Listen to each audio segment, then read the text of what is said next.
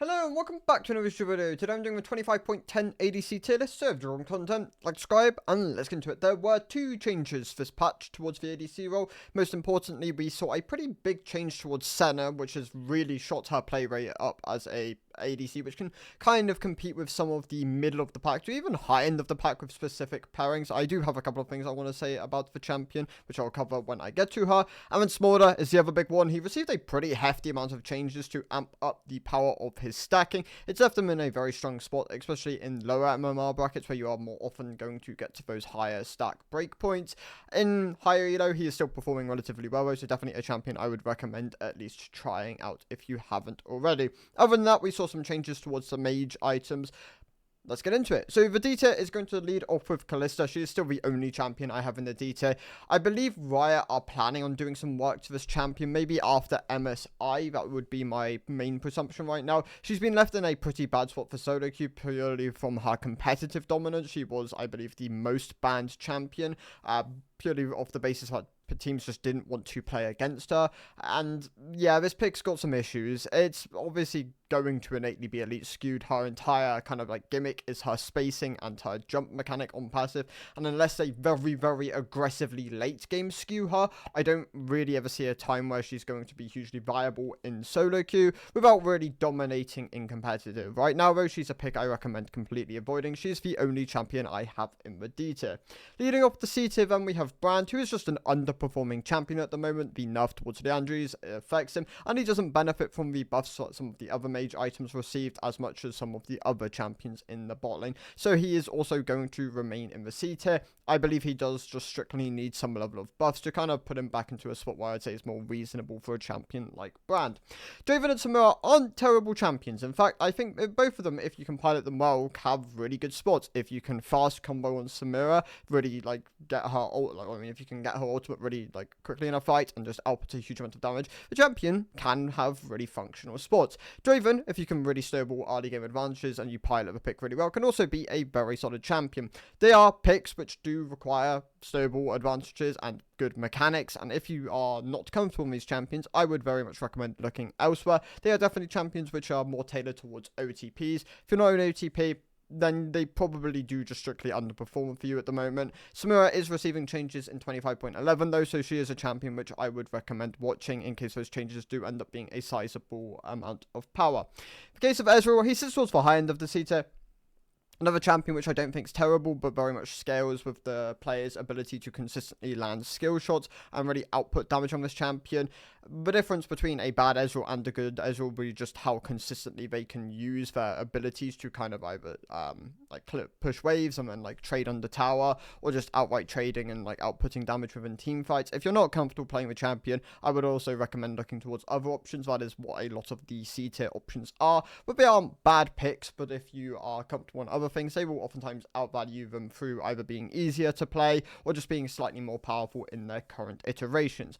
Aphelios, for example, follows a pretty similar line of reasoning and thought. But the champion I don't think is bad by any means. It's just hard to play, has a pretty unique mechanic in weapon rotations, and being able to have full knowledge of that and being very comfortable executing the combos on this champion can be a core part of like success. And if you are not comfortable doing that, then also I would recommend looking towards other options. Kaiser, another hard to pilot marksman, definitely kind of requires some level of pairings to kind of be more valuable than some of the other picks, especially like higher up. Things like Alistar are relatively popular champions, but there are a lot of enchanters which will just oftentimes blindly pick no matter what ADC you're playing, and that can definitely put her in a harder spot. I think if you choose your angles correctly with Kaiser, I think she can definitely be a solid B, high B, even A tier champion, but she's going to be a bit harder to pilot than some of the other options. She is also a pretty unique marksman in the way she functions. The other picks which remain in the C tier are both Mel and Zeri. In the case of Mel, she also didn't really benefit from the mage item changes as much as some of the other options. She can opt into Ludens if she does want to, but Blackfire is still a relatively performant item on her. Seraphs, if you did go that route, is nerfed, so she just struggle a bit from that. If you while playing that originally. And overall, yeah, I think the champion just needs slightly more to really compete with the higher options. But if you've put the time into Mel, I don't think she's a terrible champion. I think there is optimization to be done on the pick, whether that's opting into Emacs and whether that's just like what kind of build order you're taking within the game. But she definitely sits towards the higher end of the C tier. I think picks like Ezreal Mel can easily compete with with the higher tiers to a large extent if you are very comfortable playing these champions. And then Zoe wraps up the C tier. I'd say she's probably like slightly beneath these champions. She can still be really good if paired with the right things in support. And if you're very comfortable playing with champion, obviously another pretty unique pick, then yeah, I think she can have value. But a lot of the C tier are unique in the way they function. It comes down to just having put a lot of time into these picks and being very comfortable playing them in spots where maybe they aren't going to be as consistent as options.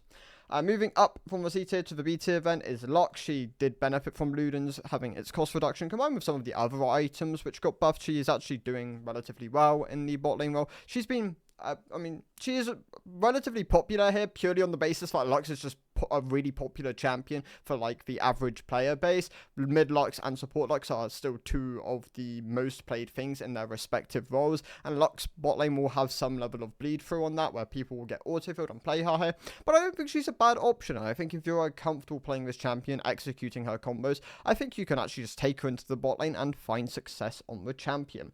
Xayah is a pretty conditional pick, but I think if you find the right spots for her, she can be really valuable.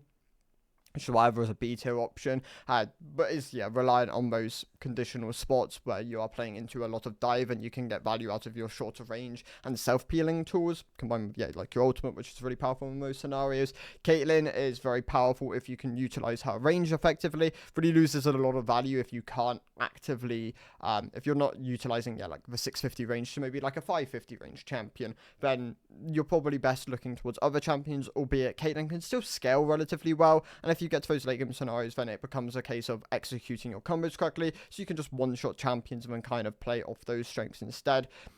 I would recommend learning the champion really in depth to get the most out of her, but I think she does have spots where she can be very functional and has two different kind of like strength points, which if you can play either correctly can be very important for the champion. Ziggs is still a solid B tier option. I think if you can take him into the bot lane and you're comfortable playing him, comfortable landing his skill shots and utilizing him as like a wave clear bot, then he can be pretty powerful. And the buff towards Ludens is nice for him because it was an item he consistently opted into, albeit Seraph's is nerfed, and that was also another item which he did enjoy going, so does have some level of power neutrality there, and I'm going to leave him in the B tier kind of because of that. Veigar is an incredibly low elo skew champion. In Emerald below, this pick probably sits as like an A, maybe with an S tier option. The higher up you go though, the quite aggressively he falls down the tier list. I'm going to leave him as a B tier option at the moment because I don't really recommend playing him, but if you are looking for a champion to take you from maybe gold to emerald, then Veigar can be one of the considered higher options on the list.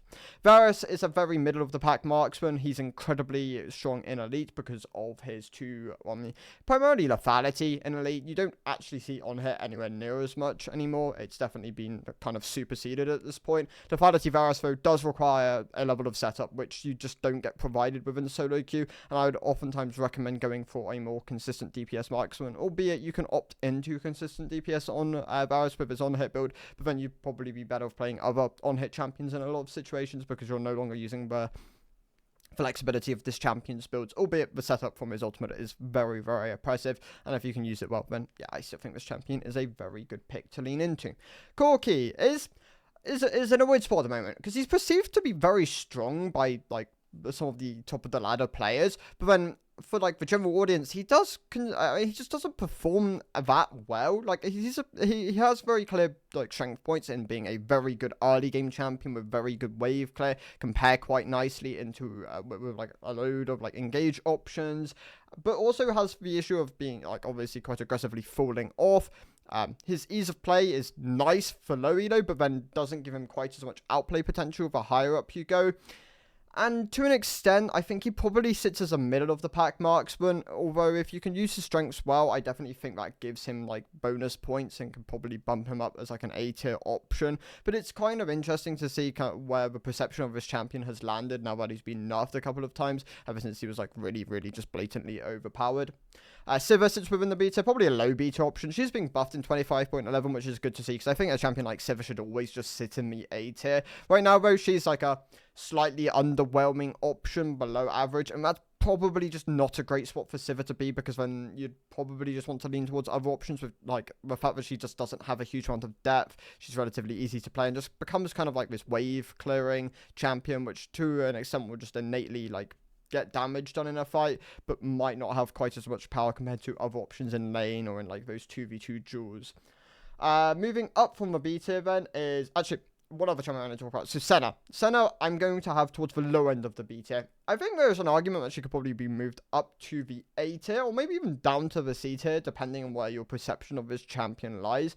Right now, though, I think she probably sits just below the bar of, like, the average ADC. I mean, obviously, this is all, like, opinionated, but I think this champion does have build optimization to be done. I think she's a bit conditional with the pairing she can play into and with. I think that kind of devalues the champion to an extent. She's not going to have the same level of DPS output as some of the other options on the list, but her utility is very effective. She is slow, she is a snare, she is stealth on her E, a global ultimate with a shield, opting into cleaver gives her an armor shred. I think all these tools can be really valuable on the champion. So if you enjoy that kind of playstyle, I think Senna is a legitimate option now. But I don't think she's quite as recommendable as some of the other picks if you are looking for more individual agency within a champion. Moving on to the A tier then, we lead off with Twitch and Vayne. I'm actually just going to pair these two champions together because I do think they fit a relatively similar demographic where they are really good in solo queue. They have lots of outplay tool potential and tools, have very good random team fight scenarios where they can be really pop off champions, but they do get punished in lane. Both these champions are relatively short range. They traditionally require some level of help, or I mean quite a lot of help from their support to usually get through those kind of pain points within their build paths or within their kits and their level spiking. Right now though, I think Vayne's in a very solid spot for bot lane, especially for like the average player base. I think she probably sits towards the high end of the A tier. I think Twitch probably sits towards the lower end of the A tier. Back when Adc Tierlist was a bit better on him, he probably competed more with the S tier options. Right now, though, I still think he's a solid option, and the buffs towards AP Twitch are nice for him next patch. I don't suddenly think it's going to make AP Twitch his best way of building, but does give him some more flexibility, which could probably promote him up to more like a mid A tier option rather than a low A tier option. That being said, Seraphine, I'm going to drop towards the lower end of the A tier. She's probably on my watch to be dropped down to the B tier. She's not as performant as I'd so much like for bot lane at the moment. She's still a pretty solid jack of all trades champion, having a load of utility, good damage within the kit, shielding, healing, CC, all those like nice things to have within like an AP bot laner. But I think she's a bit more conditional at the moment. I don't think you can bring her out in maybe quite as many spots as I would have as I would usually recommend the champion to be like played in. But I still think she definitely has value in her kit. And I think she could probably stay as an A tier option at the moment. But I'll definitely be on the watch for the champion, as I would recommend some of the other AP options over her, like Swain, Karthus, and Hui, which are the other champions I have within the A tier at the moment. Swain, great into short range compositions. Champion really benefits from like being very much specifically used as a counter pick, but in those counter pick scenarios, I think he's one of the best in the game.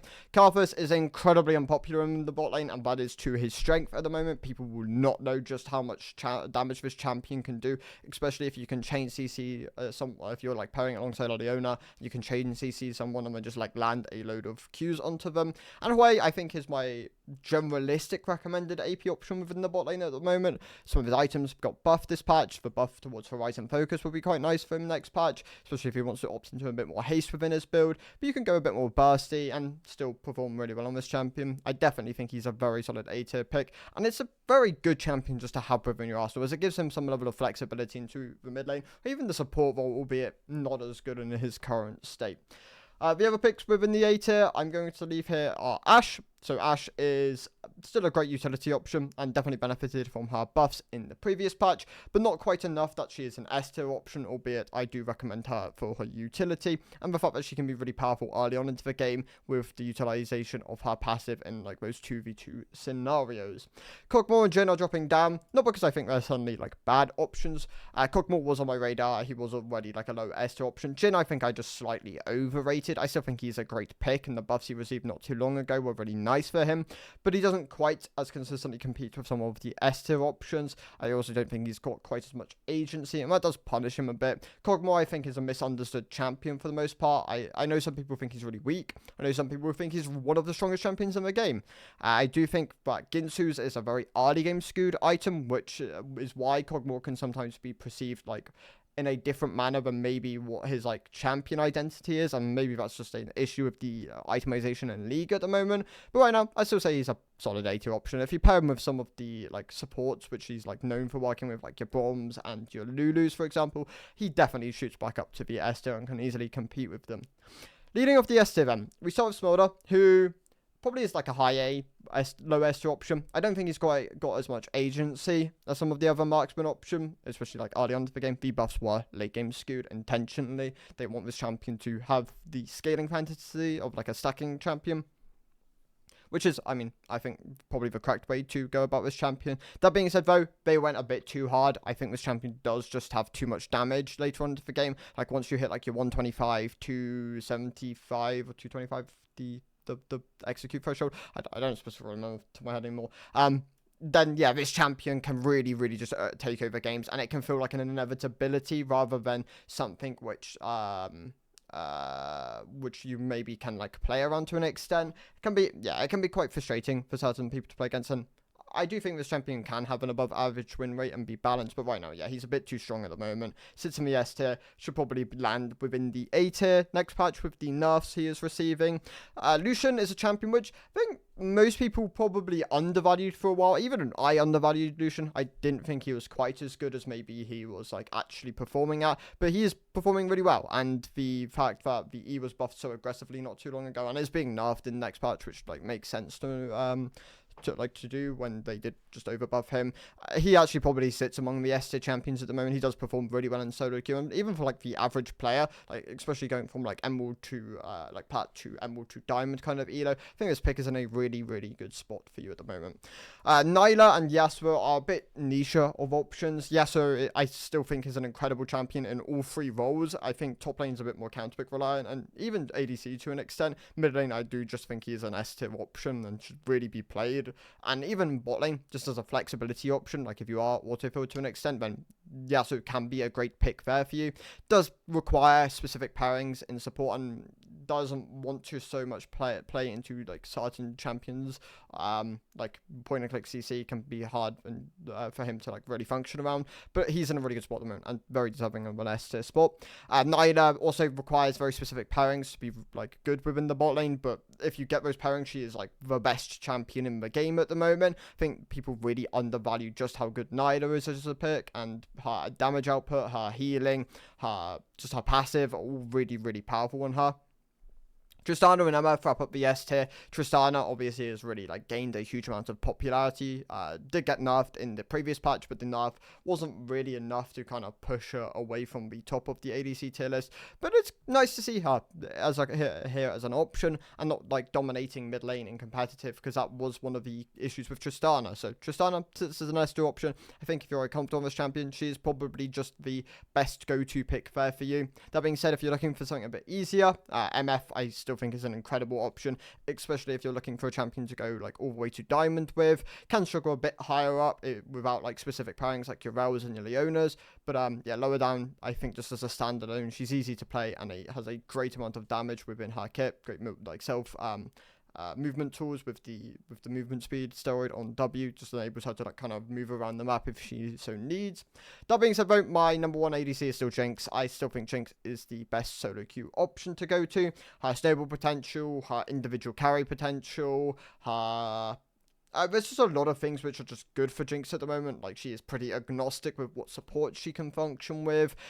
She does struggle from behind and doesn't have like the same level of utility like as like an Ashe or a Jhin, but she doesn't really need to. Like, if she did, then she would just be absurd. The ultimate is also an incredibly powerful tool. I think if you know how to play Jinx well, then your best default option is probably still Jinx. I don't see that going away anytime soon. I think Riot are happy with Jinx being the premier marksman because she doesn't take over competitive in her current state. She's definitely more solo queue skewed, which yeah, I think she is in a relatively fine spot for that as she is, and is going to be my recommended pick of the patch still. So Tristar, Jinx, still my number 1 pick. I think Tristana Emma for like 2-3. I think Nyla, Yasuo a bit more conditional. I think Smolder and Lucian are worth trying, albeit they're being nerfed in 25.11, so can leave some like room for maybe not needing to play this champions. But yeah, those are my thoughts. Thank you guys for watching. I'll see you in the next one. Goodbye.